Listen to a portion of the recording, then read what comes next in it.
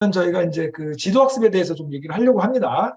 우리가 이제 뭘 했냐면, 머신러닝, 사이킷런이 어떤 식으로 구성되어 있는지에 대해서 얘기를 했고, 그 다음에 데이터 전처리를 얘기하면서 스케일링, 인코딩에 대해서 쭉 얘기를 했고, 이번 시간에는 그 데이터들을 좀 어떻게 뭐 이렇게 나누기도 하고, 뭐 이렇게 여러 가지 다양한 처리를 하는, 어떻게 보면 피처 엔지니어링에 가까운 그런 얘기들을 해서 데이터를 처리하는 방법을 쭉 얘기를 했습니다.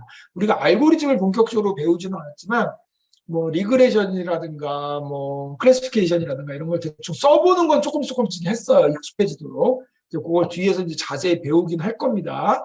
그런데 보시면 여기 선형외기, 서프트 벡터 머신, 의사결정, 앙상블 이거 다 알고리즘에 대해서 배우는 거예요. 나는 그 전에 그러면 평가하는 방법에 대해서 한번 정리를 하고 넘어가자. 이렇게 생각을 해서 이제 파일을 만들었고 그게 지도학습 평가입니다. 그래서 이 평가는 우리가 크게 이렇게 나눌 때 y 값이 범주형이냐 수치형이냐에 따라서 이제 리그레션이냐 수치 예측 이렇게 얘기할 수 있죠. 리그레션. 일부러 제가 리그레션이라는 용어를 자꾸 씁니다. 왜냐하면 이게 알고리즘을 의미하는 얘기는 아니에요. 수치 예측이냐 범주 예측이냐 얘기고. 그래서 그다음에 범주 예측하는 걸 우리가 클래시피케이션 이렇게 부릅니다. 당연히 알고리즘이 다르겠죠. 평가 방법도 완전 다릅니다. 평가 방법도 이렇게 두 개를 따로 놓고 우리가 보게 되어 있습니다. 평가 방법도 다르고 하나 더 추가를 하자면 Y가 없는 경우 우리가 비지도 학습이라고 부릅니다. Y가 없으면 비지도 학습이죠. 근데 우리가 비지도 학습을 중요하게 여기는 이유가 원래는 비지도 학습이 잘 안 맞습니다. 지도 학습이 훨씬 잘 맞죠. 그런데 비지도 학습을 중요하게 여기는 이유가 현실의 데이터는 Y가 있는 게 별로 없다. 현실의 데이터는 Y가 있는 게 별로 없어서 비지도 학습을 연구를 많이 하고 있고 우리가 배우는 비지도 학습의 대표 주자는 클러스터링입니다. 군집 그리고 뭐 차원 축소, 디멘저널 리덕션 뭐 이런 얘기를 배우는데 실제 우리가 할 때는 이런 거보다 훨씬 더 비지도 학습의 연구 분야가 많죠. 준지도 학습, 비지도 학습, 아까 오토인코더 같은 경우에도 비지도 학습이고 여러 가지로. 그런데 우리가 머신러닝 속에서 배우는 거는 이 정도입니다.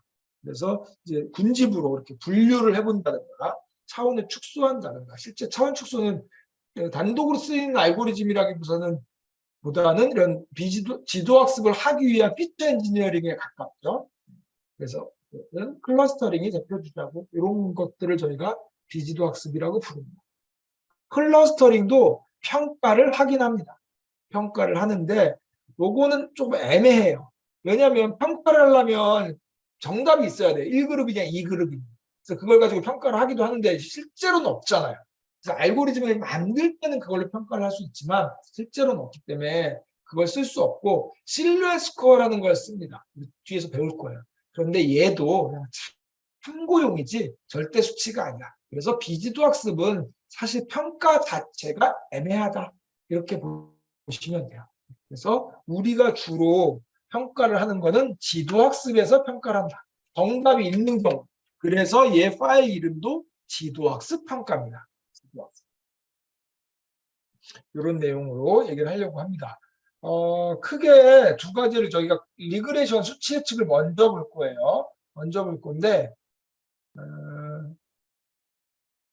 평가도 두 가지로 우리가 좀 나눠볼 수 있을 것 같아요. 한 가지는 뭐냐면 학습할 때 하는 평가가 있겠고 그 다음에 정말로 최종적인 평가 학습할 때 하는 평가와 실제 최종 평가 용어가 조금 애매한데 이런 용어 딱히 없어서 이건 그냥 제 생각입니다. 제 생각 그러다 보니까 조금 이게 애매합니다. 최종 평가 이렇게 한번 나눠볼게요. 그러면 리그레션 같은 경우에는 뒤에서 우리가 자세히 배우겠지만 대표적인 애가 루트민 스퀘어드 에라 RMSE라고 보통 부르는 루트민 스퀘어드 에라 이거죠. 얘가 뭐냐면 이제 내가 예측한 값과 실제 값의 차이를 빼서 편차를 구한 다음에 걔네들을 제곱해서 평균을 구하겠다. 그래서 에라가 작아지는 쪽으로 하겠다. 이런 얘기죠. 얘는 이제 이거 말고도 몇 개 더 있어요. 그런데 학습을 할 때도 스스로 평가를 하면서 그 에러를 줄이는 방향으로 계속 학습을 해나갈 거 아니에요? 그때도 루트 민 스퀘어드 에러를 많이 씁니다. 물론 루트는 빼도 되긴 하니까 민 스퀘어드 에러를 쓰겠죠. 비슷한 말이니까. 마지막에 최종의 루트를 치우느냐 마느냐의 문제니까. 이렇게. 그리고 최종 평가를 해도 얘네들을 주로 씁니다. RMS나 MSE나. 그 다음에 기타 등등 몇 개 더 써요. 아이스퀘어드라든가 뭐 이렇게. 죄송합니다. 이렇게 많이 했는데 오늘 두 번이나 갑자기 멘붕이 오네요. 다시 한번 이거 보면서 정리할게요. Y값이 있으면 범주형, 수치형, 없으면 비지도학습 이렇게 가는 거죠. 그래서 우리는 지도학습 평가에 대해서 얘기할 거고 리그레이션 평가와 클래시피케이션 평가가 다르다. 리그레이션 평가와 클래시피케이션 평가를 할 때 학습을 할 때도 평가를 해야 되고 최종도 평가를 해야 된다. 학습을 할 때 평가하는 거는 RMSE, MSE, 실제값과 예측값의 차이를 제곱 평균하는 거, 우리 최소 제곱법 이런 거 아마 기억이 나실 거예요. 이렇게. 근데 최종 평가할 때도 여전히 RMS, EMS가 많이 쓰이고 추가적으로 R스퀘어드라든가 그다음에 뭐 MAP라든가 뭐 이런 기타 등등 추가적으로 이런 것들도 쓰입니다. 비지도 학습은 평가하는데 정답이 일반적으로 없기 때문에 모델을 만들 때는 정답을 인위적으로 만들어 놓고 평가를 하기도 하지만 별로 유용하지 않고 그 다음에 실전에서는 실루엣 스코어라는 걸 씁니다. 근데 얘 역시 그냥 실루엣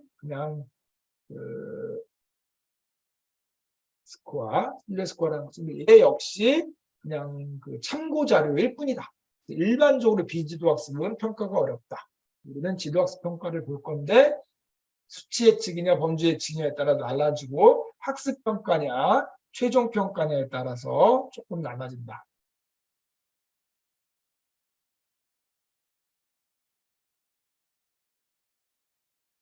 이런 거죠. 근데 얘는 요거 같은 걸 쓰는데 클래시피케이션은 전혀 달라요. 클래시피케이션은 최종 평가할 때는 결국에 우리가 뭘 쓰냐면 에큐러시, 아까 봤던 리콜, 프리시전, 그다음에 뭐 F1 스코어 많죠. 얘는 F1 스코어, 그다음에 뭐 ROC 커브, AUC, 기타 등등 이런 애들을 쓰는데 얘는 뭐를 기반으로 하고 있냐면 이걸 기반으로 얘는 어쨌든 1이냐 0이냐를 맞춰야 되는 거잖아요. 1이냐 0이냐. 그러니까 내가 예측한 것 중에 몇 개나 맞췄니가 기본 베이스. 뭐 리콜도 그렇고 프리시전도 그렇고 분자 분모가 좀 달라지긴 하지만 어쨌든 내가 예측한 것 중에 몇 개나 맞췄니 이게 기본적인 베이스입니다. 요걸 가지고 최종 평가할 때는 요걸 써요. 우리가 대부분 배우는 건 요겁니다. 단 학습을 할 때도 평가를 하죠. 학습을 할 때도 내부적으로 잘 우리가 수업할 때는 잘 안 나타나요. 실제로 클래시피케이션에 대한 평가를 아마 책이나 이런 데서 찾아보면 얘 얘기만 주로 나와요. 이 얘기만 굉장히 많이 나오고 좀 어렵죠. 실제로 어렵습니다. 그래서 많이 공부를 합니다. 근데 리그레이션 평가는 상대적으로 좀 쉬워 보여요. 그러나 현실적으로 우리가 필드에서 평가를 할 때는 얘가 오히려 명확해요. 얘는 봐야 되는 게 명확해요. 그렇지 보고 뭐 보고 딱. 그런데 리그레이션 평가는 이 수치만 갖고는 잘 안 보입니다. 그래서 얘는 오히려 인사이트를 가지고 종합적인 평가를 해야 됩니다. 그런 상황이라고 보면. 그 다음에 마지막 남은 빈칸이 여기가 로그로스라는 게 있어요. 로그로스. 네. 클래시피케이션이 학습을 할 때는 내부적으로 이런 액큐러시나 이런 걸로 평가하지 않습니다. 얘는 로그로스라는 걸 가지고 평가를 하는데 얘는 어떤 개념이냐면 이런 개념이에요. 클래시피케이션을 예측을 하면 실제 우리가 예측값은 프리딕이라고 나오고 실제 Y 테스트가 나오잖아요. 그럼 얘는 1, 0, 1, 1 이렇게 나오고 예측값도 1, 0, 1, 1 이렇게 나오잖아요. 그러니까 뭐 너무 이렇게. 그래서 몇 개나 맞췄니가 가능합니다. 그런데 실제로 학습할 때는 우리가 이렇게 1이냐 0이라고 안 나오고 요 값이 뭐라고 나와요? 확률로 나옵니다. 뭐 사실 확률은 아니지만 확률하고 비슷한 수치. 0에서 1 사이 값을 0.9, 0.8, 0.2, 0.1 이런 식으로 나와요. 그럼 우리가 스레시홀드를 정해서 보통 스레시홀드는 0.5가 기본입니다. 얘는 0.5보다 크니까 1로 예측합니다. 얘도 1로 예측, 얘는 0으로 예측, 얘도 0으로 예측. 이래서 우리한테 결과를 주는 거예요. 그렇죠. 그러다 보니까 내부적으로 학습할 때는 둘 다 1이지만 0.9로 나왔냐 0.8로 나왔냐가 굉장히 중요합니다. 학습할 때는 이게 중요하겠죠. 이게 가능하면 1쪽으로 나와야 되는 거예요. 근데 우리의 정답은 학습할 때도 여전히 1 아니면 0이죠. 1 아니면 0이죠. 그래서 학습할 때는 어떻게 하냐면 쉽게 얘기하면 얘에서 얘를 뺀 다음에 제곱평균하면 될 것 같잖아요. 근데 그거보다 더 좋은 값이 뭐냐면 얘 곱하기 이 y값 곱하기 로그의 이 확률값을 취한 거 이거를 기준으로 잡는 게 훨씬 더 정확합니다. 훨씬 더. 그래서 우리가 요걸 써요. 이거 곱하기 정답 곱하기 내가 구한 확률의 로그를 취한 값에 곱한 거. 그거를 작아지도록 학습을 합니다. 우리 나중에 딥러닝 배울 때 이거 굉장히 디테일하게 배워요. 굉장히. 이걸 저희가 크로스 엔트로피라고 부르고 로그로스라고도 부르고 크로스 엔트로피라고도 부릅니다. 네. 그래서 실제로 그 컴피티션 하는 사이트 캐겔 같은 데 있잖아요. 이럴 때는 애큐러시나 프리시전 리콜 이런 걸 걸로 평가하지 않고 실제 요 확률값을 제출하라고 해서 로그로스로 평가하는 것도 많습니다. 컴피티션에 따라서. 왜냐하면 이게 중요하기 때문에. 그 다음에 평가 방법이 걔네들은 굉장히 다양해요. 예를 들어서 이런 거 하기도 해요. 내가 예를 들어서 뭐 이게 정답은 1인데 1이라고 예측한 등수를 매겨서 뭐 그 안에 몇 개가 드는 게 어쩌고 저쩌고 이렇게 굉장히 복잡하게 예측을 하기도 합니다. 근데 이제 그거는 추가적인 거고 중요한 거는 애큐러시, 프리시전, 리콜 등 그쪽 계열 애들 정답도 1, 0으로 나오고 우리 예측값도 1, 0으로 나오는 아이들을 가지고 몇 개 중에 몇 개를 맞췄냐 이런 걸로 하는 게 최종 평가할 때 쓰는 거고 학습할 때는 이걸로 안 하고 나오는 값 자체가 얘는 10, 10, 10이지만 얘는 0.9, 0.8 이런 게 나오기 때문에 여기에 로그를 취해서 곱한 값이 작아지도록 이걸 크로스 엔트로피라고 부릅니다. 로그로스라고도 부르고요. 그러면 왜 로그를 취할까? 왜 로그를 취할까? 이제 이게 수학적인 또 얘기가 들어갑니다. 그냥 단순하게 얘기하면 조금 더 갭을 벌리겠다는 얘기예요. 0.9로 예측한 거가 0.8을 예측한 게 그냥 곱하면 0.1배 정도밖에 차이가 안 나는데 로그를 취하면 갭이 더 벌어진다. 이렇게 생각하시면 돼요. 왜 그러냐면 이런 거죠. 내가 2나 3은 익스포넨셜 2로 하고 익스포넨셜 3으로 하면 간격이 확 벌어집니다. 제곱을 썼기 때문에. 지수를 썼기 때문에. 그런데 이게 만약에 0보다 작은 1보다 작은 값 0에서 1 사이의 값이면 익스포넨셜을 취하면 값이 더 좁혀져요. 이거 제가 한번 얘기 드렸어요. 로그 로그 스케일링 얘기할 때. 그래서 역으로 원래 우리가 1보다 큰 값 20, 30, 뭐 2, 3 이런 애들은 로그를 취하면 값이 줄어들고 이 갭이 줄어들어요. 이 차이값이. 그런데 1보다 작은 값 0.9, 0.8 이런 애들은 로그를 취하면 이 갭이 더 벌어집니다. 여러 가지 꼭 그래서 그런 건 아닌데 그런 의미도 있다. 요 갭을 좀 더 벌리겠다는 거죠. 사실은 부수적인 효과입니다. 그것 때문에 이렇게 만들지는 않았어요. 만들어 놓고 보니까 그런 효과가 있더라. 이렇게 됩니다.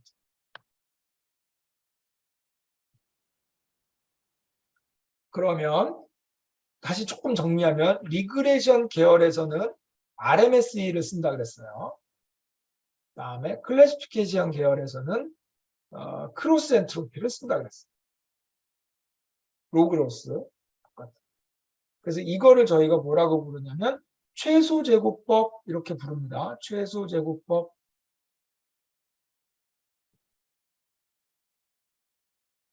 이렇게 부르고 얘는 크로스 엔트로피 이렇게 부릅니다. 그래서 뭐라고 그러죠? 워낙 줄임말들이 많아서 그냥 최소제곱법이라고 그냥 할게요. 이렇게 합니다. 근데 이 나중에 제가 이거 예전에 수학 리뷰할 때 제가 수업 시간에 했던 얘기인데 우리 머신러닝에서는 따로 다루지는 않아서 그냥 조금 얘기를 조금만 하고 갈게요. 보통 우리가 머신러닝에서는 클래시피케이션일 때는 크로스 엔트로피라는 걸 쓰고 리그레이션일 때는 최소제곱법을 쓴다. 보통 이렇게 얘기하는데 사실 이게 수학적으로 보면 둘 다 최대 우도를 씁니다. 최대 우도법이라는 걸 써요. 최대 우도. 우도를 최대로 만드는 법을 씁니다. 요거 이제 그럼 우도가 뭐냐? 우도가 뭐냐 또 얘기해야 되는데 이건 좀 얘기가 길어지니까 우도는 나중에 시간 되면 얘기할게요. 우도가 뭐냐? 한번 했나요, 저희? 우도가 뭐냐? 굉장히 중요하고 제가 중요하다고 생각하기 때문에 통계하고 비슷한 얘기할 때 항상 하는데 최대 우도법이라는 걸 씁니다. 최대 우도법이라는 걸 쓰는데 수식을 만들어 놓고 똑같은 수식에다가 적용할 때 얘는 수치를 예측하는 거니까 정규분포에 관련된 수식을 씁니다. 얘는 크로스 엔트로피니까 우리 베르누이 분포라고 아실 거예요. 베르누이 분포. 둘 중에 하나를 예측하는 통계에서 기억나실지 모르겠어요. 베르누이 분포. 베르누이라는 유명한 그 과학자죠. 베르누이 분포라는 게 있어요. 이거는 뭐냐면 정규 분포는 숫자들이 널려 있을 때 숫자들이 이런 분포를 이루는구나 라고 가우스라는 분이 발견하신 거예요. 너무 존칭인가? 가우스라는 분이. 네. 그냥 가우스가 발견했다 이렇게 할게요. 뭐냐면 한 클래스에 사람을 모아놓고 키를 재봤더니 평균이 180이야. 그러면 180 주위에 사람들이 많고 2m는 굉장히 적을 거야. 150도 굉장히 적을 거야. 뭐 이런 게 차형대가 이렇게 분포되어 있다는 걸 발견했어요. 그래서 수치를 보통 예측하는 거는 대부분 정규 분포를 따르더라. 이렇게 됩니다. 정규 분포를 안 따르면 우리가 통계에서 한 발짝도 나갈 수 없죠. 뭐 비모수 통계가 있긴 하지만 그러면 대부분의 그 데이터들이 다 정규 분포를 따르냐? 그렇진 않죠. 그래서 우리가 정규 분포로 만들죠. 어떻게? 중심극한 정리를 이룹니다. 뭐 이런 얘기가 있습니다. 그 다음에 동전 앞면 뒷면 0인지 1인지를 가지고 노는 데이터 이런 애들은 베르누이 분포를 따릅니다. 이것도 베르누이라는 분 빼고 베르누이라는 사람이 만들었습니다. 발견했습니다. 그래서 이걸 수학적으로 정의를 해놓은 게 있어요. 얘는 뭐 2파이분의 뭐 시그마 분의 1의 뭐 루트에 어쩌고저쩌고 막 하는 거 있잖아요. 뭐 익스포넨셜에 저 기억도 안 나죠. 베르누이 분포도 비슷한 수식이 있어요. 둘 다 당연히 수식이 있겠죠. 말 나오기. 정규 분포 수식.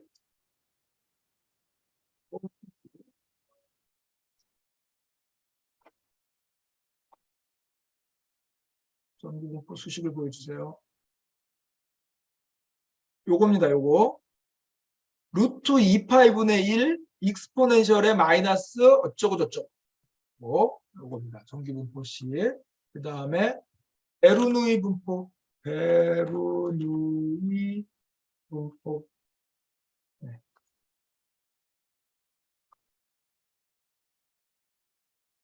베르누이라는 사람이 이제 실험을 한 거예요. 동전 던져서 앞면이나 뒷면이냐.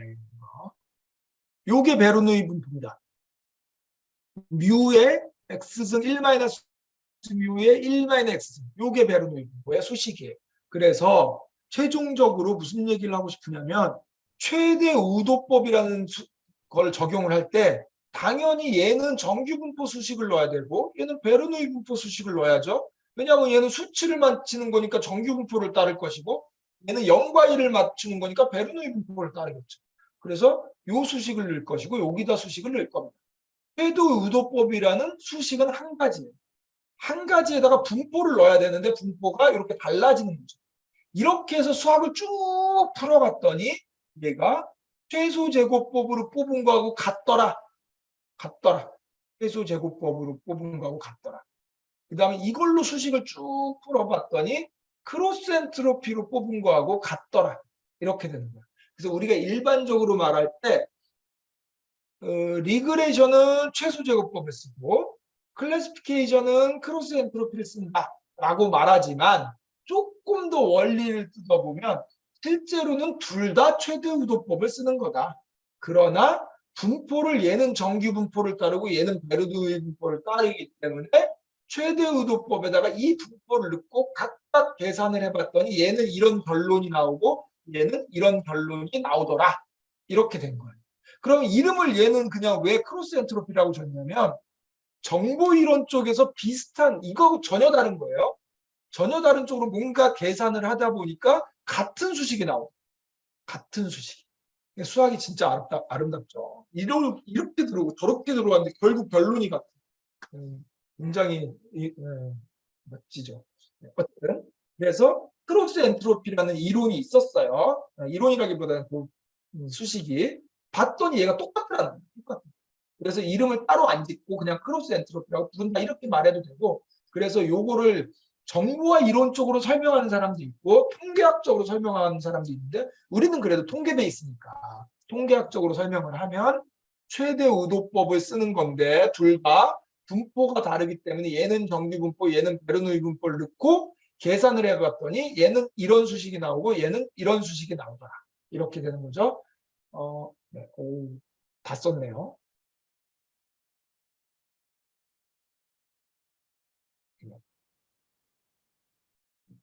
필기 뭐죠? 100페이지 만들어내는 노트를 다 썼네요.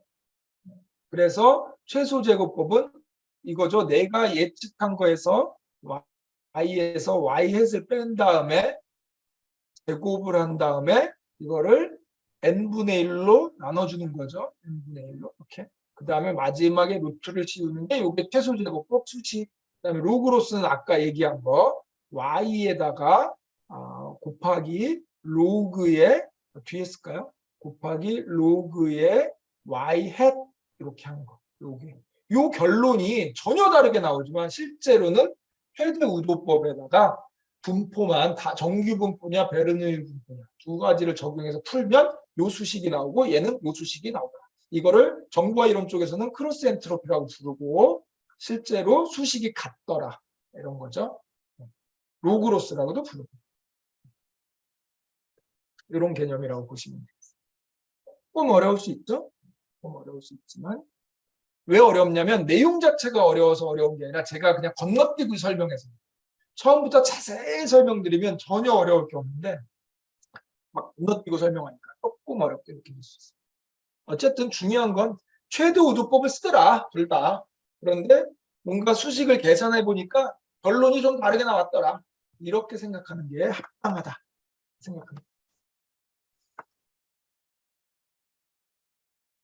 여기 수식이 있네요. MSE 여기 있죠. 실제 값에서 예측 값을 빼서 다 제곱을 한 다음에 서메이션에서 n분의 1로 나눈 게 결국 편차 제곱 합이죠. 편차 제곱 평균. 그거를 최종적으로 제곱을 한번 했기 때문에 스케일을 맞추기 위해서 루트를 씌우죠. 여기 RMSE. 이 중에서는 RMSE가 제일 중요한 값이다. 이렇게 보시면 됩니다. 그리고 여기에 링크를 좀 걸어놨어요. 지도학습 머신러닝 모델 평가에서 링크를 걸어놨어요. 요즘에 블로그 이런 게 너무 잘 돼 있으니까 제가 쓰는 것보다 이렇게 걸어놓는 게 훨씬 더 보기가 좋습니다. 그래서 걸어보면 지도학습 평가, 분류 문제와 회귀 문제 이렇게 나누고 있죠. 분류 문제를 뭐라고 부르죠? 클래시피케이션, 회귀 문제를 리그레션, 수치 예측 이렇게 얘기하는 게 사실 제일 의미상으로 정확하죠. 그래서 얘는 평균 제곱 오차, 루트를 씌우나 안 씌우나 오차는 뭐 어차피 그 절대값은 달라지지만 어떤 게 더 적으냐는 크게 달라지지 않기 때문에 우리가 루트를 씌우기도 하고 안 씌우기도 합니다. 우리 통계에서 분산을 쓰기도 하고 표준 편차를 쓰기도 하죠. 비슷한 개념이에요. 분산에다가 루트 씌우면 표준 편차니까. 그래서 RMSE나 MSE나 개념적으로 같다. 그다음에 뭐 결정계수 이런 게 있죠. 그다음에 분류 문제에서는 컴퓨전 매트릭스 아까 봤던 거 몇 개 중에 몇 개 맞추는 그런 매트릭스 컴퓨전 매트릭스. 그렇죠? 네, 요게 컴퓨전 매트릭스입니다. 요게 컴퓨전 몇 개 중에 몇 개 맞추는 게 뒤에서 또 자세히 볼 거예요. 그다음에 정확도, 액큐러시, 정밀도, 프리시전, 리콜. 네, 요거는 제가 맨날 헷갈려갖고 정밀도, 재현율, 뭐 민감도 부르는 용어가 너무 많아요. 네, 그냥 우리는 그냥 프리시전, 리콜만 하기로 해요. 네, 너무 헷갈려서. F1 스코어, 그다음에 AUC, ROC 이런 다양한 걸로 평가를 합니다. 그래서 평가 문제 이렇게 뭐 예제를 들면서 이게 프리시전 그 컴퓨전 매트릭스 혼동행렬이란 말이 더 헷갈려요. 오히려 이거보다 컴퓨전 매트릭스가 뭐 영어를 제가 좋아하거나 잘해서가 아니라 이게 더 명확합니다. 혼동행렬은 이상하잖아요. 의미가. 이게 직역한 건데 혼동행렬은 저는 익숙해지질 않아요. 혼동행렬이 뭐야. 전혀 그냥 컴퓨전 매트릭스가 맞습니다. 그래서 이걸 설명하기 위해서 이런 것들을 저희가 정의합니다. true positive, false negative, true 뭐 false positive 이런 걸 정의하는데 좀 조심하셔야 될 게 뭐냐면 가로축이 지금 실제 액추얼 값이고 그 세로축이 우리가 예측한 값이에요. 근데 이 가로 세로는 늘 바뀔 수 있다. 늘 바뀔 수 있다. 이렇게 생각하셔야.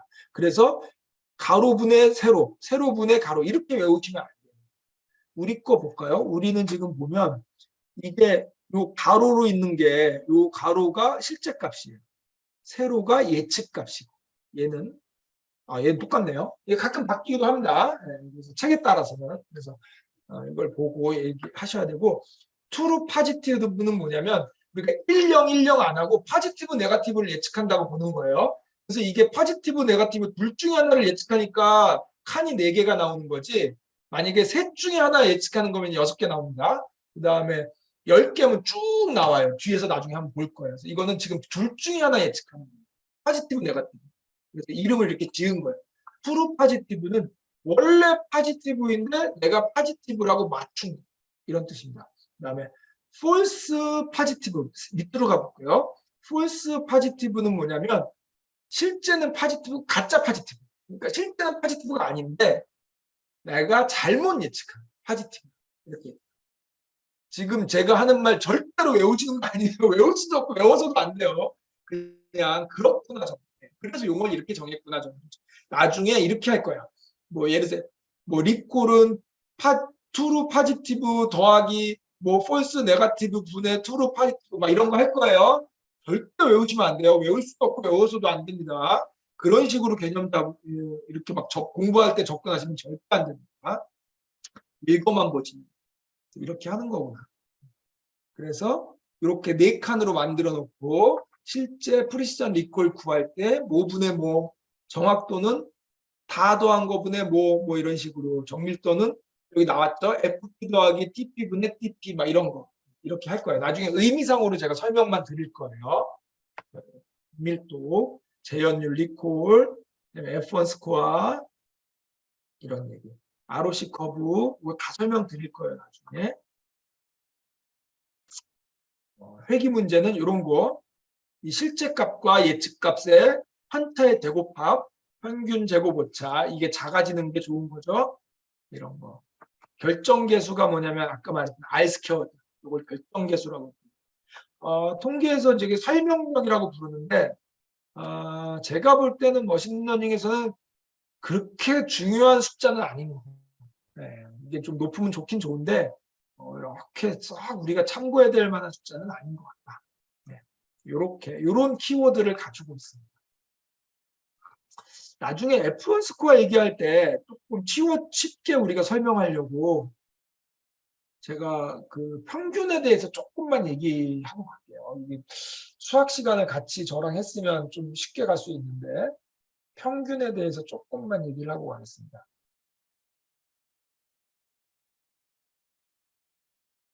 평균은 우리가 쓰는 평균, 많이 쓰는 평균이 그 산술 평균이라고. 근데 평균은 산술 평균뿐만 아니라 여러 가지 평균이 있어요. 가중평균 뭐 이런 거 들어보셨죠?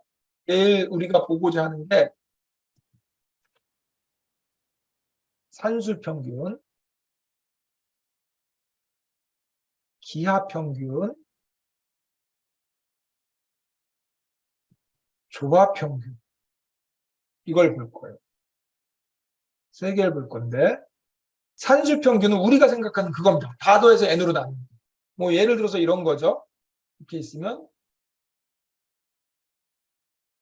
한 번에 2 가는 거죠. 이렇게 가면 4죠. 근데 1가고 3가도 4죠. 네. 그러면 1 더하기 3을 해서 아이고 1 더하기 3을 해서 2로 나누면 2고 2 더하기 2를 해서 2로 나눠도 2죠. 이게 산술평균의 기본 개념입니다. 그런데 문제는 뭐냐면 예를 들어서 우리 이런 거 한번 생각해. 처음에 값이 원래 1이 있었어요. 근데 1배만큼 증가하고 그 다음에 3배만큼 증가했어. 3배만큼 증가했어. 그러면 이게 평균적으로 2배만큼 증가했느냐? 라고 물어본다고 한번 해볼게요.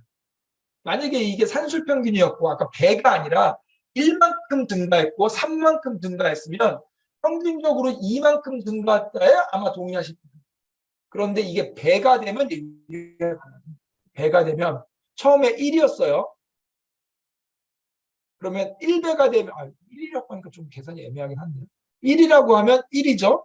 1배 했으니까. 3배 하면 결과가 3이에요. 결과가. 그런데 이걸 만약에 2배씩 늘리면 처음에 1이었죠. 2배 늘리면 2가 됐죠. 여기에 또 2배 늘리면 4가 됩니다. 그래서 1배하고 3배 한 거하고 평균이 2배라고 하면 2배라고 하면 전혀 다른 거예요. 그래서 이럴 때는 2개를 더해서 나누는 게 아니라 1과 3을 곱한 다음에 루트를 취하는 거예요. 좀 의미가 비슷하죠? 더했으니까 개수를 나누는 거고 곱했으니까 루트를 취하는 거예요. 만약에 이게 3개를 곱했다. 그러면 3루트근. 4개를 곱했다. 4루트근. 이렇게 가는 거예요. 그러면 이게 언제 주로 쓰이느냐 이런 거예요. 뭐 이게 그냥 간단하게 사기치려면 뭐 또 약간 말도 안 되긴 하지만 금리를 우리가 줄 때 첫 해에는 0.1만 0. 예를 들어 금리를 0.2만큼 주고 두 번째에는 0.3만큼 줄게. 딱 떨어지게 하려면 0.4만큼 줄게. 이렇게 해놓고 야 이거나 어차피 평균적으로 0.3만큼 줄게 매년. 이거나 똑같으니까 이렇게 할게. 라고 하면 속는 거죠. 보통 이게 뭐죠? 이 기압 산수평균이 그 기압평균 다 가진.